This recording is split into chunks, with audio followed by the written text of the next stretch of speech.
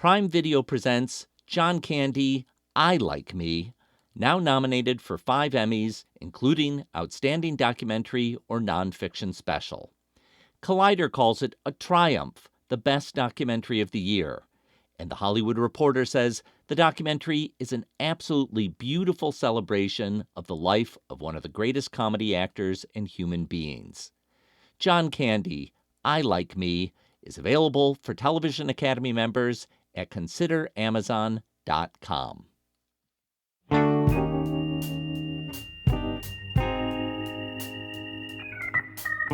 Fergie Chambers is a multi-millionaire and far-left radical currently being sought by the U.S. government. He's profiled in the documentary All About the Money.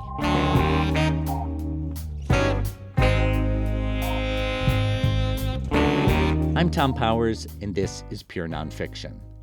This past March at Copenhagen's CPH Docs Festival, I interviewed the Irish filmmaker Sinead O'Shea in front of a live audience.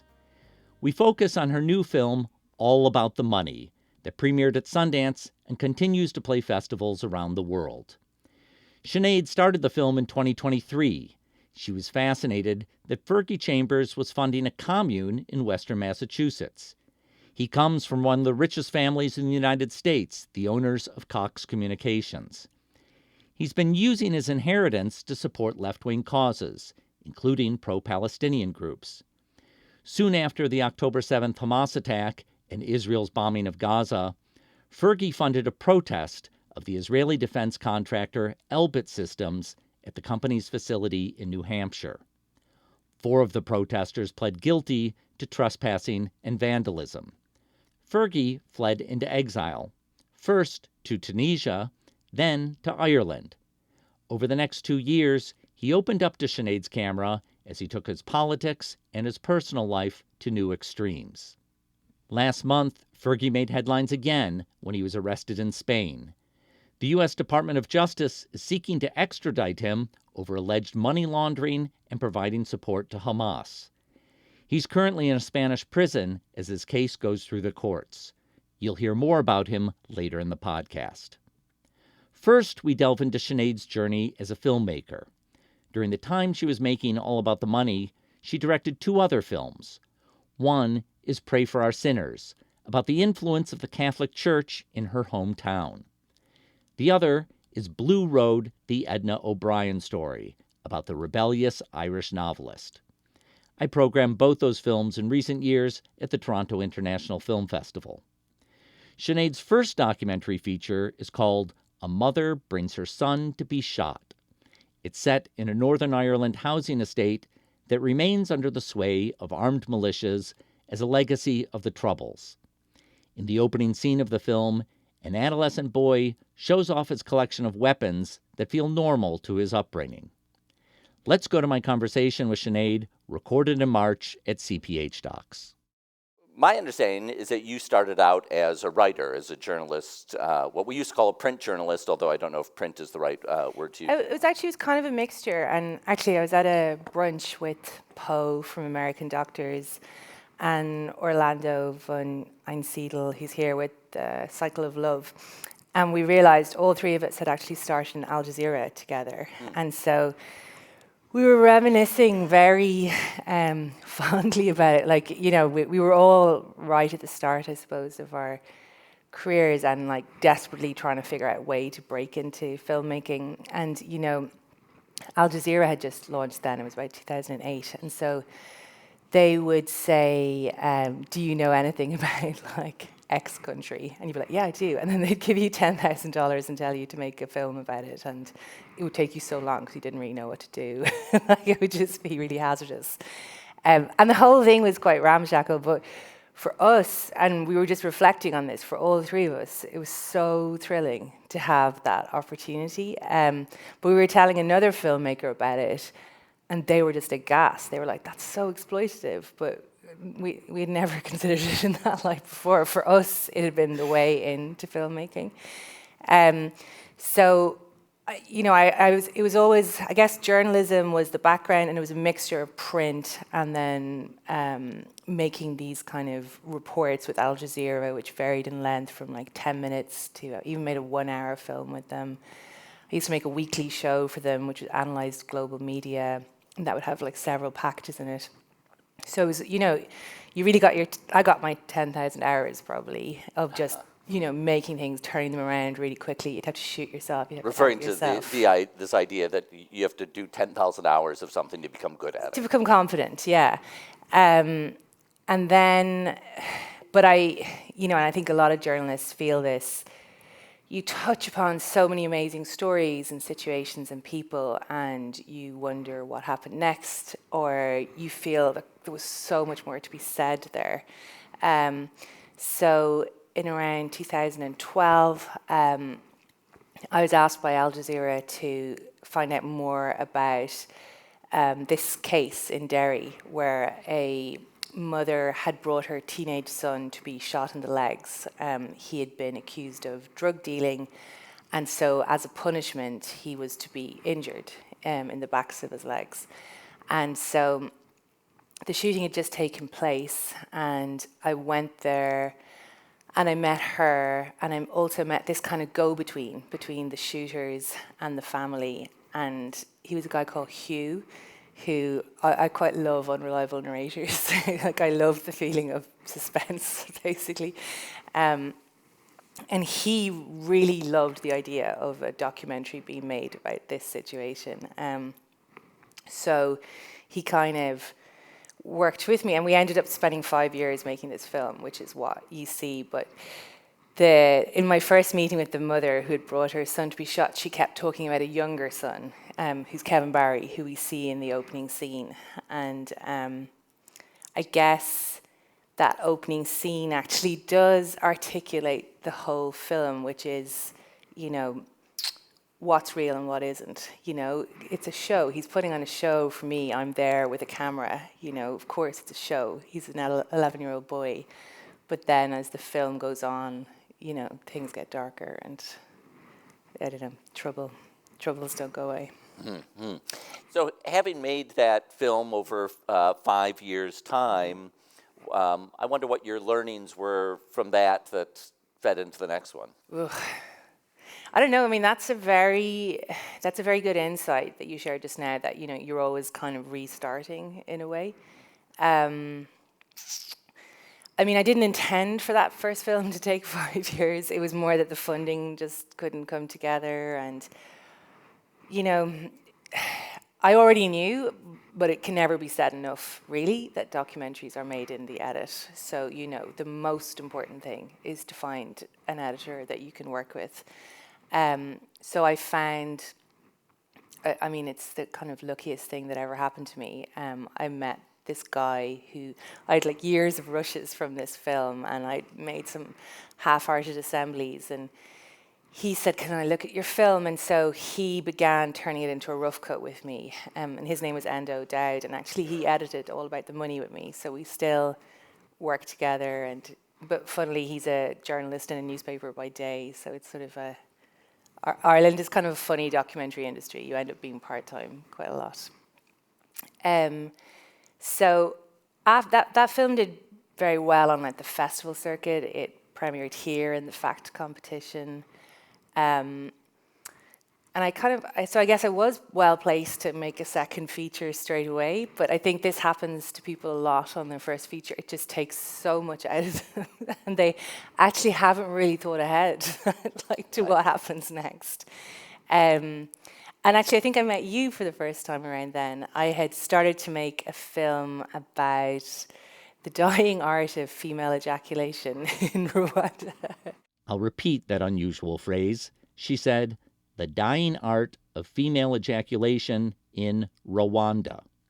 That's the topic she was pitching in 2019 when she and I first met at Docs Ireland in Belfast. So I'd begun filming in Rwanda. I'd been there a few times. I'd actually probably had about half the film shot. And that was, again, a very difficult film to finance. And I was just going, God, what am I going to do? And then COVID happened, and there wasn't any more opportunity to travel to Rwanda. And I realized I was going to have to scale things back, I suppose, a bit. And somebody from my hometown, which is called Navan, which is in the middle of Ireland, told me a story about a husband and wife doctor team who had led a resistance against the church, the Catholic Church in Ireland. And my spoiled brat response was, "Oh, it's too small. Who cares?" But I went to meet the doctor. The husband doctor had passed away, but the wife doctor was still alive, and she was just so adorable and so charismatic, but also so self-effacing. And I decided to film with her, and that film became my second film, which is Pray for Sinners. And I think I was very attracted to that idea of, these people. The film features her story and the story of, 3 people she treated in the town, and then the kind of story of the parish priest in our town, who were their main foes, and the complexities of his character. So one of the things going on in this town were that if a young girl got pregnant. Yeah, sorry, I always assume, because we never stop hearing about it at home, that everyone knows about these abuses that take place. They would be sent to they're called mother and baby homes, and they were institutions for unmarried mothers, and they were just really barbaric. You'd be forced to. You were given a fake name when you came in, so that you wouldn't be able to speak to the other girls, or you wouldn't be able to locate each other. You would have to clean night and day. You'd be woken up in the middle of the night to clean while you were 9 months pregnant. You had to give birth without anesthetic. One of the women that we interviewed, she was slapped, she was screamed at while in labour giving birth. And then your baby was taken away against your will and sold, often to American couples. And then you had to pay, your family had to pay to get you out of the institution, or you had to keep paying in some cases to pay off your debt for the care you had received while pregnant. So they were just dreadful places. The kind of scandal is ongoing, actually, in Ireland. There's a redress scheme which is completely inadequate. But it was, something that comes across in the film is that it was just completely accepted. And I think another thing that really comes across in the film is how successfully they instilled in the women a sense of shame about what they had done. And I think that comes across in all the people we speak to in the film. Like they've suffered so much, but it's so kind of embarrassing almost still. And they feel so self-conscious about trying to talk about it. So it's so huge for them to share their stories. It was quite huge for the town where I'm from. It was actually shown on the national broadcaster this summer, and the whole thing began again because, the local priest, Father Farrell, people are still devoted to him. They really love him. He was actually quite a charismatic and progressive priest, but, because it was so normal to, engage in this mother and baby home superstructure, I don't think he really thought too much about it. So we have a clip where you narrate what it was like to grow up in this town. It's a short clip. Let's watch that clip from Pray for Our Sinners. As a child, I heard a lot about hell. I remember crying in bed at night about the possibility of burning for eternity if I couldn't atone for all my sins. The opposite to hell, of course, was heaven. You could get there with good works.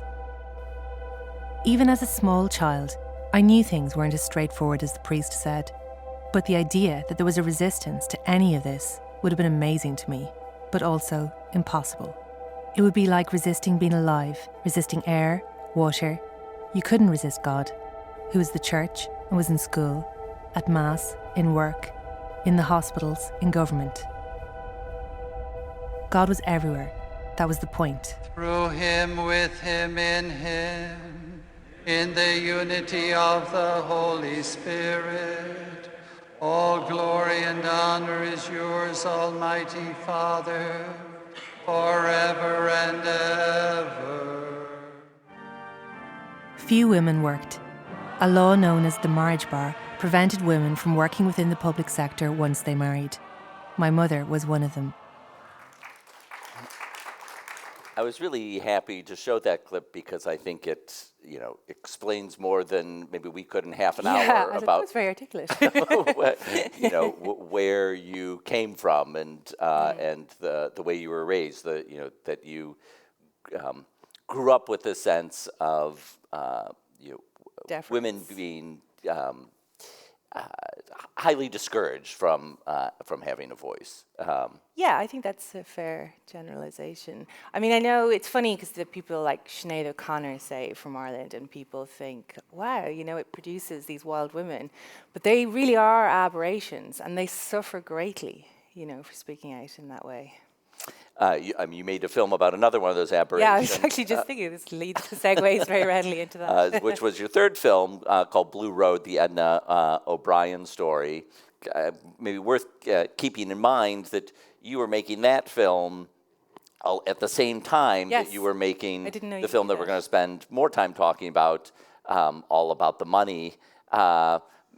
Maybe you can reflect on, what it was to have those two projects going at once. I know. I mean, it's real. After years of making one film and then years of trying to get another one off the ground, suddenly I was making two films at the same time, which I suspect actually does happen when you get going. Suddenly there is a lot more opportunity and you know how to do things, more readily. But Edna, so Edna O'Brien is an Irish writer, and she's remarkable. She, I believe, had one of the great lives of the 20th century. It kind of touched upon so many things. She had liaisons with Marlon Brando and Robert Mitchum. She wrote some of the greatest books in Irish literature. She sort of, as you said in your notes, in Toronto, she had made a fortune and lost a fortune. So it was a very dramatic life. She's also intensely charismatic. And I'd interviewed her a few years before. I used to write profiles for Publishers Weekly, which is a US publishing magazine. And I had never got over that encounter, and I really often quoted her. And then I quoted her to a stranger at a wedding who was Barbara Broccoli, the James Bond producer. And she said, you should make a documentary about her. And I just finished Pray for Our Sinners, or I was just about to premiere Pray for Our Sinners with you. And I realized, there's a path, to this, which is, finally someone well known. And also, I could see how that could be a film because she was so good on camera. And then there was an incredible trove of archive as well for her. So I began making that film, but it became a bit of it just became incredibly rushed because Edna was dying. It was the last year of her life. And then just very inconveniently at the same time, a friend of mine was living briefly in a community in Massachusetts, and I was just getting a little more intrigued by what this community was. And I heard that it was a community, like a communist community, and that people had their rent covered, and they were given cars to drive in. They were given stipends for food, and in return they had to, go to readings of Marx and Lenin and study groups every day. And it's not a large community, right? Quite a small community, and dozen or so people. And then I looked up who was financing it, and it was this guy called Fergie Chambers, and you can still Google him today and still find out the same amazing set of information, which is that he's from one of America's richest families. His family are, kind of the real Democrat grandees. His great-grandfather ran for president alongside Theodore Roosevelt. On his mother's side, his grandmother was a NASA scientist. She programmed Apollo 11. There's a Lego figurine made of her. They really are an extraordinary family by any standards. But he had fallen out with them, and he wanted to destroy capitalism. And when I first looked him up, he was behind Russian lines in eastern Ukraine, and he's a very big fan of Putin. And he, I guess, was trying to generate more support, or trying to find out more. Perhaps he was writing about what was going on behind those Russian lines. So I sent him a message on Instagram and asked him if he'd like me to come and make a documentary about his community in Massachusetts.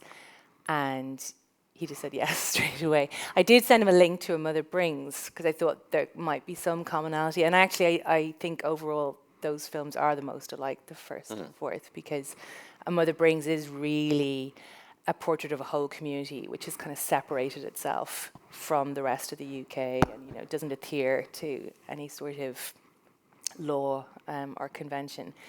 And so, yeah, but I don't think he watched actually A Mother Brings. when I think back, I sent him the link. So he said yes, and so I began filming, and I went to Alford, and as I think you Alford, see, Massachusetts, where this sorry, community Alford is yeah. the name of the local town, but it's a very tiny town. There's another town called Great Barrington, which is slightly bigger, where people buy their coffees. I was so, and I think you see this in the film, like they're kind of the opposite to my Navan people, all the people I interview. Like, they will speak for hours, and they're so unself-conscious, and they're so articulate, and I was just really delighted by them. But I didn't have funding for this project. I had lots of funding for my Edna project and lots of interest, and I was working with Gabriel Byrne and Jessie Buckley. It was just won an Oscar. Like, this was a gorgeous project, the project of your dreams. And then there was this like madness in Massachusetts, but I was just so compelled by it. And so, if I may, you begin this project, I believe you start shooting with the community and with it was actually Chambers before I began with Edna. In June 2023. Yes, exactly. In October of that year is when Hamas attacks Israel, and there's Israel responds. And that is a cause that Fergie and the community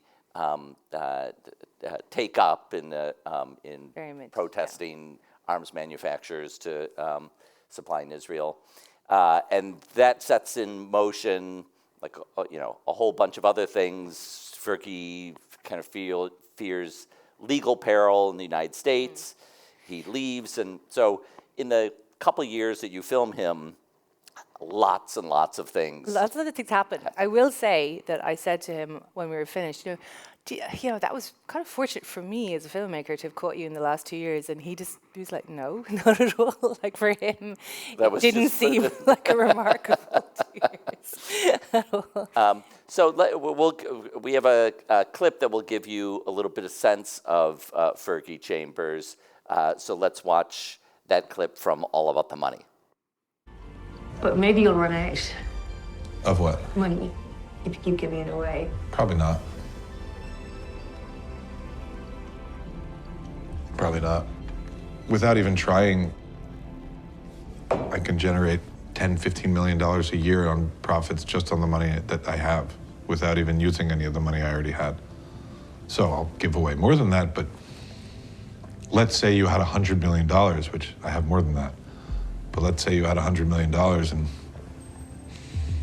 I could give away $20 million in a year of that, and by the end of the next year have $95 million still. That's how the system works. It's so easy to make money. You will have a 5% return at least, no matter what. You will. Just from it, yeah, you just will. I think it's very viable that for at least a few years, we can give away considerable amounts of money and continue to grow the base of the war chest. So All About the Money premiered at Sundance in January, just showed here at CPH Doc. I'm curious for you in this kind of twisting journey of this film. You embarked to make this film about a kind of unusual communist community in the Berkshires of Massachusetts, and then these big leaps happen in what's going on with that community. Fergie's attention is pulled in many different directions, and there is a kind of question hanging over the people who live in this community as to whether their patron is going to stay committed. And I'll tell you that one of the things that is so significant to me about this film is that we are living in this hyper-capitalist world where millionaires and billionaires play an outsized role in our lives. We see that with AI. We saw that dramatically in the United States when Elon Musk was brought into Trump's administration and slashed entire departments and jobs. All driven by kind of the whims of this rich person. We don't often, documentaries are usually much better at examining the poor than they are the rich. The rich are usually have all kinds of boundaries put up around them that prevent us from ever, getting inside the room like you're inside the room with Fergie. One of his more admirable traits, and he has, both good and bad traits, in my opinion. But one of his more admirable traits is, a willingness to let you in and to break it down in plain language how the rich stay rich. So that's a kind of background for people who haven't seen the film yet, and an explanation of what I find compelling in this film. When you were on this journey, what were the things that you were looking for, and how were you responding to the curveballs that came your way? Yeah, it's I definitely agree with you. That is maybe the most admirable thing about Fergie, his willingness to speak. He always says that rich people hide in discretion, and he definitely doesn't do that. He is very keen to sort of break with the kind of intergenerational trauma of the wealth in a sense. And I think he's very successful from that perspective in doing so by sharing so much in the film as he eventually does. He is creating an alternative path for himself. But I think the film is also about how very difficult it is to escape your background, whatever your background is, because he, I'd say, is still defined by this extreme wealth. So I suppose the journey for me, and I tried, it's a really frustrating aspect to documentary is that you've continually got to, pitch your ideas to financiers, and you've got to break things down into treatments and synopsis. And I really, it sounds so arrogant, I really want to say, but I just find it interesting. And surely that's enough. Why do we have to sort of apply all these sort of schemas to this? It's all about the money. Yeah, I suppose. But this is a rich person, it's fascinating, just give you the money. I'd really like to say that sometimes. So it truly was that I was fascinated. And I wonder, I guess I shy away from analysis of myself, ironically. I think that's my films are a way of doing it at a safe pace. So I don't really want to talk about why I was so fascinated, but I just was, because I'm not that materialistic. I think I liked how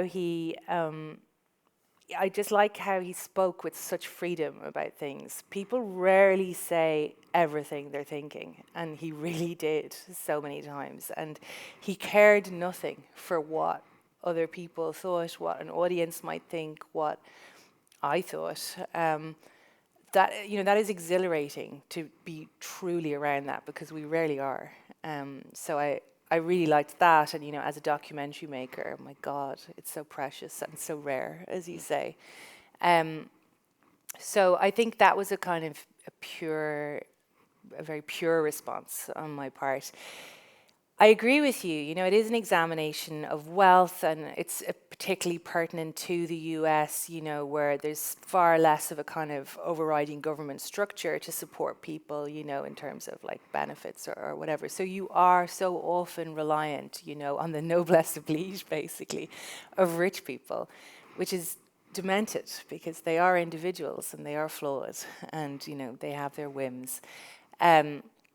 I think this film, like so many films, it can be a bit of a Rorschach test. There's a huge difference in how it's playing in the US to how it's playing here in Europe.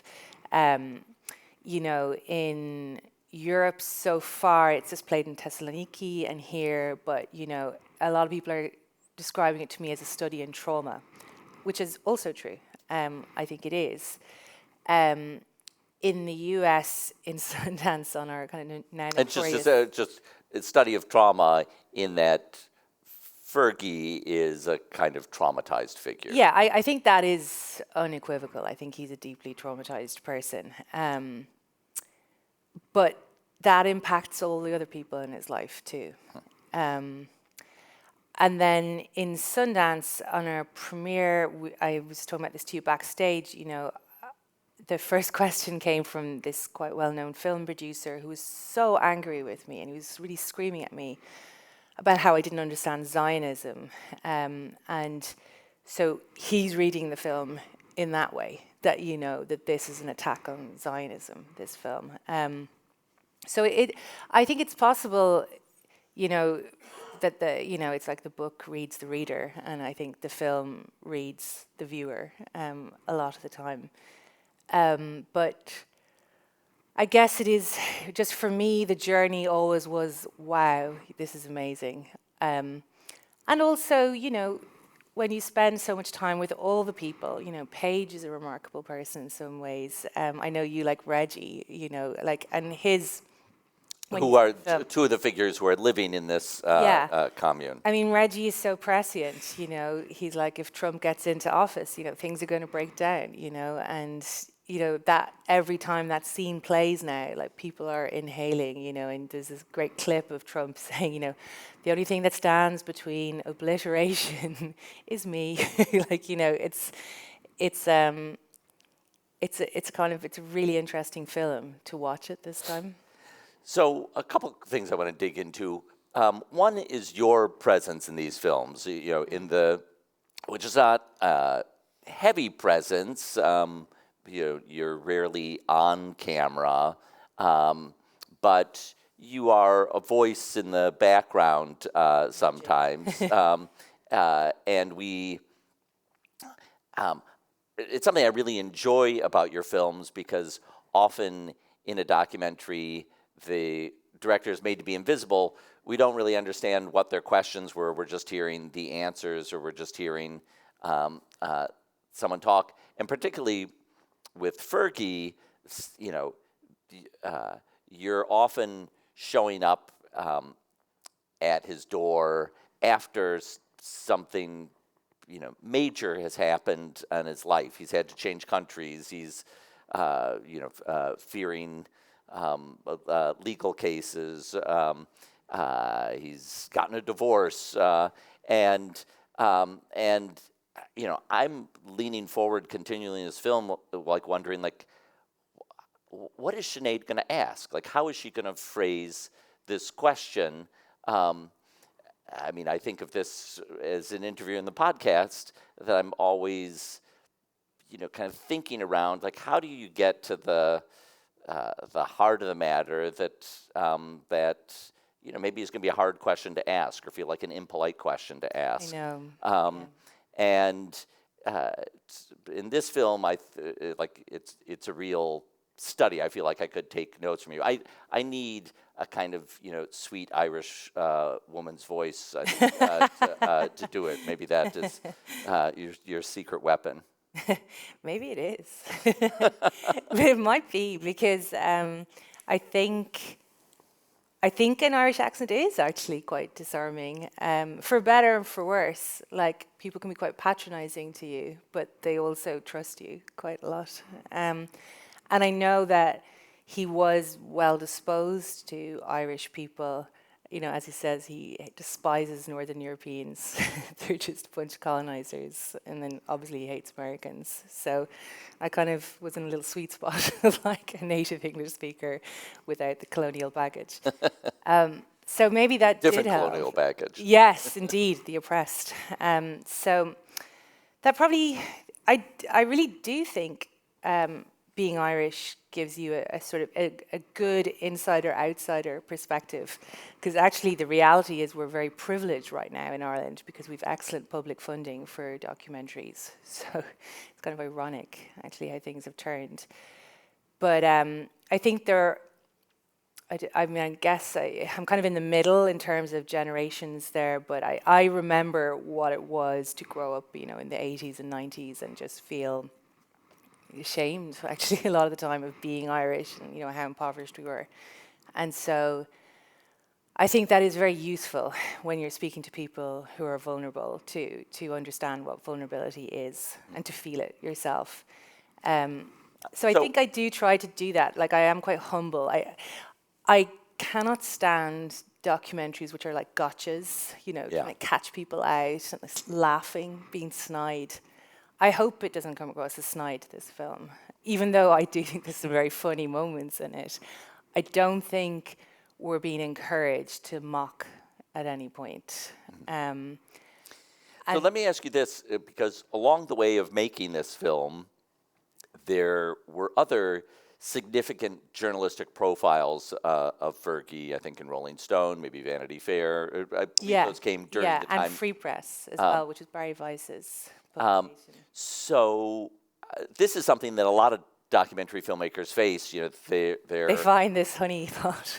Yes, yeah, exactly. They're focused on something, and then you know, it can be kind of scary when other journalists or filmmakers start circling the same story. You can, you know, worry that that what you've made your investment in is going to be taken away and spoiled somehow by other coverage. I wonder how you felt about that. It's an interesting question. I mean, there's also an argument that it's to your benefit, you know. It's such a really corporate concept, you know, collaborative advantage. I think it's in management consultancy. But, you know, the more attention this person generates, the more people might potentially be interested in your film. And they are of different genres. You know, they are publications. I would say they probably helped. I think what most gave me pause, though, was that I remember Fergie being really excited about each profile and then being very disappointed with them afterwards. And then I was reading them going, these are actually okay. And then just going, oh no, like, this and doesn't bode well for me. And that foreshadows something to come. Yeah, I was kind of going, oh dear. Which is tricky. Yeah.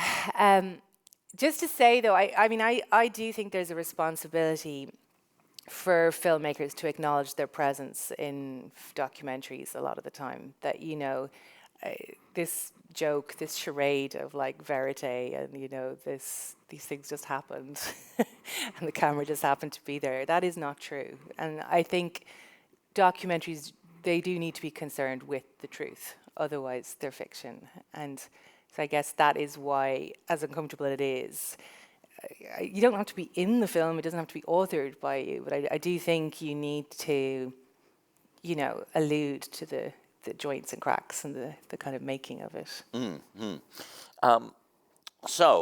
But yes, I jumped ahead. I jumped back and we can jump forward now. Well, you described that you watched Fergie get excited about profiles being made about him and then hate the profiles when they came out. And you experienced something similar before the film premiered at Sundance. You shared. Yeah, so I mean, he hated my film much more, it turned out, than the publications, actually. I think he looks back fondly at the publications now. He just really didn't like it. And it was dreadful. because incredibly, I thought he might like it. And I went somewhat enthusiastically to Norway to show it to him. And he really didn't like it. So describe what that was like. I showed it to him on my laptop. I mean, You were there in the room. A really room. sort of dark part of me thinks it would have been such a fascinating thing to film, because it was so explosive.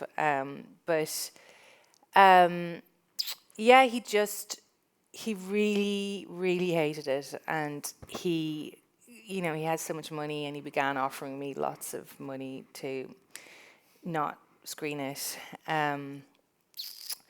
So yeah, it was a very difficult situation. There's a lot of lawyers involved. I remember calling you for advice, and then you put me in touch with Alex Gibney and Laura Poitras, and Alex Gibney is so robust. He was just like, you would want a lawsuit. And I was like, I don't want a lawsuit.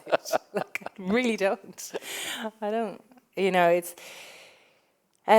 So it was just very difficult. But I will say, and I probably sound a bit Stockholm Syndrome, that again, I admire Fergie for reaching a point in his words where he hates the film less. And so, actually that point that you touched upon there, his decision to leave the US, there's a break into Elbit Systems in New Hampshire, and the arrests follow, and there's an anxiety within the group that Fergie will be arrested and his assets seized. And so there's a group decision. Elbit Systems being the Israeli arms manufacturer. Yeah. So there's a decision that he will leave. And it is a group decision, and I think it does make sense that his assets would then, they're no longer in danger, and without Fergie's assets, a lot of things collapse. He does give a lot of money away and also to some very good causes. So he wanted that made clearer, and I didn't mind at all. The irony was I was actually quite happy for, some of these notes, especially in an online, with text cards. There's always things that you can kind of adjust and add. So I was fine to do that. So yeah, we just, after a lot of drama, we began the process of actually writing text cards together and, trying to keep them brief and short. So yeah, I guess there was an accommodation. He did, some of the reviews in Sundance were just so scathing about him. He did screen grab them and just send them to me and just kept saying, I told you. Which is kind of frustrating for me. I do feel people are quite hard on him. I actually feel, the people who are most angry with Fergie are often, people who want to be rich themselves. Like, there's nothing in Fergie's life that I would want. To me, it just seems really difficult. But I don't know if everyone else feels that way. I think everyone has this idea that if they had that much money, they'd manage it so much better than themselves. And I don't know if that's true. It is a little bit of a curse. It is a bit of a kind of Greek god concept. He comes to Earth, he tries to fraternize with us humans, and it doesn't go well. I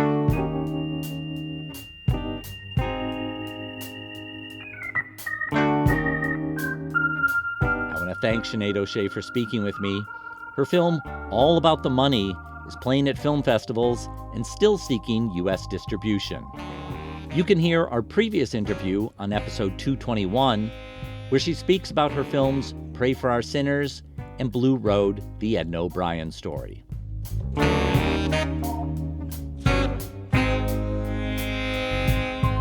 Thanks to the team at CPH Docs for hosting this conversation, and thanks to our team, series producer Hannah Nordenswan, Doc Voices editor Bella Racklin, and web designer Cross Strategy. Our theme music is composed by Andre Williams, and our executive producer is Raphael Nehausen. I'm Thom Powers. Follow us on Substack and Instagram, or visit our website at purenonfiction.net.